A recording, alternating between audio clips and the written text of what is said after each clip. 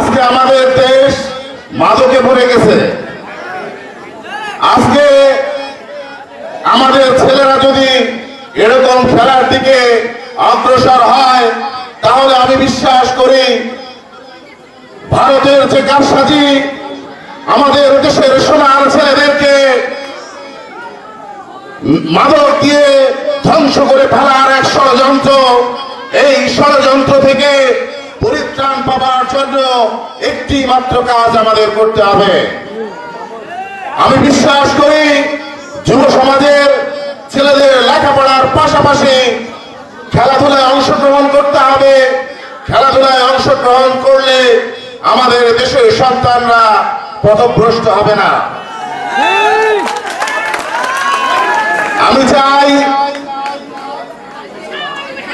আমাদের এলাকার মানুষ, আমাদের এলাকার সন্তানরা সুশিক্ষিত হোক, ভালো খেলোয়াড় হোক, ভালো মানুষ হোক।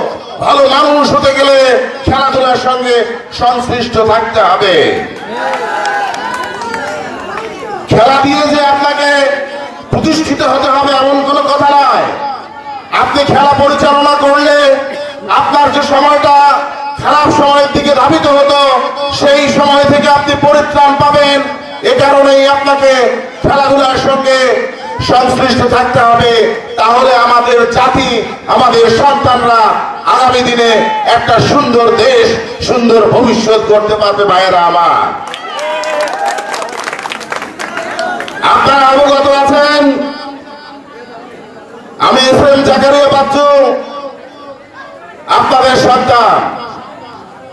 আমি আপনাদের সন্তানের অধিকার নিয়ে আপনাদের কাছে আজকে দুটি কথা বলতে চাই। আপনারা দেখেছেন আপনাদের কাছে আমি 2009 সালে প্রথম চেয়ারম্যানকে নিয়ে উপজেলা নির্বাচন করেছি। সে সময় এই হায়না সরকার আমি ভোটে বিজয়ী হয়েও ওই চেয়ারটাতে বসতে পারিনি, বসতে দেয়নি। পরবর্তী সময়ে আমি 2014 সালে আবারও উপজেলা নির্বাচন করেছিলাম। আপনারা সেদিনও আমাকে আমার ঝুলিতে আপনাদের ভোট আপনারা দিয়েছিলেন। ভাইয়েরা আমার, 2018 সালে প্রথম আমি পার্লামেন্ট নির্বাচনের জন্য মনোনয়ন প্রার্থনা করলাম। আল্লাহর অশেষ রহমতে আপনাদের সকলের দোয়ায় আমি 18 সালে প্রাথমিকভাবে মনোনয়ন প্রাপ্ত হলাম। আপনাদের দোয়া ভালোবাসায় আমি সেদিন আমার শ্রদ্ধেয় বড় ভাই জনাব এজেডএম রেজানুল হক সাহেবকে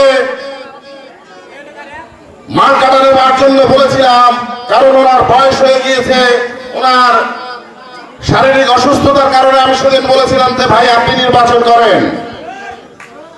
আজকে অনেক দিন গড়ে গেছে, আজকে 2008 থেকে 2025 সাল।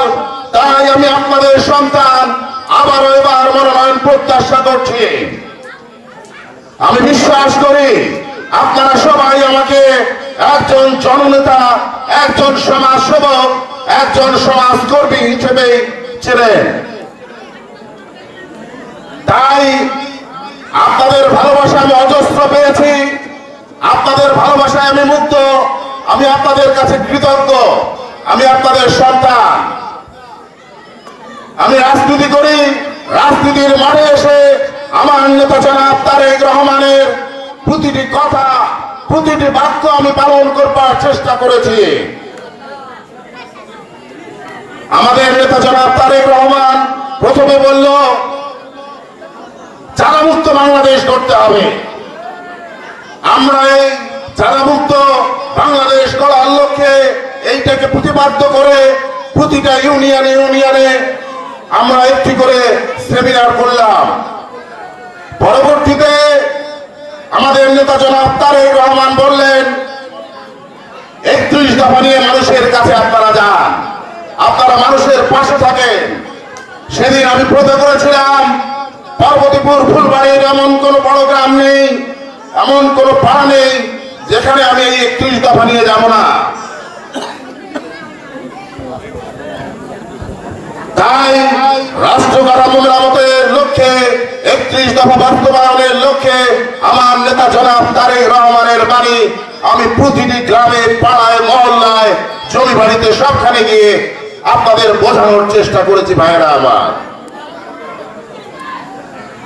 আজকে একটি কথাই বলতে চাই, আপনারা যদি সাথে থাকেন ইনশাআল্লাহ পার্বতীপুরে আমরা এবার নেতৃত্ব রাখবো ইনশাআল্লাহ। আমরা বিগত বহুদিন থেকে 36 বছর আমরা পার্বতীপুরে নেতৃত্ব নিতে পারি নাই। আপনারা দেখেছেন আমরা একটু আগে আপনাদের 9 নম্বর ইউনিয়নের বিভিন্ন জায়গায় ঘুরে এসেছি। আজকে যে কথা 36 বছর যিনি আমাদেরকে শাসন করলেন, যিনি আমাদেরকে শোষণ করলেন, সেই ব্যক্তি কি উন্নয়ন করেছে আপনারা দেখেছেন ভাইয়েরা আমার। উনি মরে গিয়ে বেঁচে গেছেন, ওনার বিচার হয়তো আল্লাহ তাআলা করবেন। কিন্তু আজকে এই পার্বতীপুর ফুলবাড়ির মানুষের যে ক্ষতি উনি করে গেছেন, এই সমাজের মানুষের মূল্যায়নে যতটুকু উনি আঘাত এনেছেন এর বিচার নিশ্চয়ই হবে। উনি 36 বছর এমপি ছিলেন। আমাদের ফুলবাড়ি এবং পার্বতীপুরে অন্তত পক্ষে 500 কিলোমিটার রাস্তা এখনো কাঁচা আছে ভাইয়েরা আমার। আপনারা বিশ্বাস করেন আমাদের এই ফুলবাড়ি এবং পার্বতীপুরের মধ্যে বাংলাদেশের 4টা বড় বড় প্রজেক্ট রয়েছে। এর রাজস্ব অনেক, এই রাজস্ব বাংলাদেশের বিভিন্ন খাতে প্রবাহিত হতে থাকে, কিন্তু আমাদের উন্নয়ন হয় না, আমাদের উন্নয়ন করে না, কারণ আমরা নেতা তৈরি করতে পারিনি ভাইয়েরা আমার। আমি আপনাদেরকে উদারত আহ্বান জানাবো, আপনাদের সন্তান হিসেবে আপনাদের কাছে আজকে একটি জিনিস চাইবো আমি,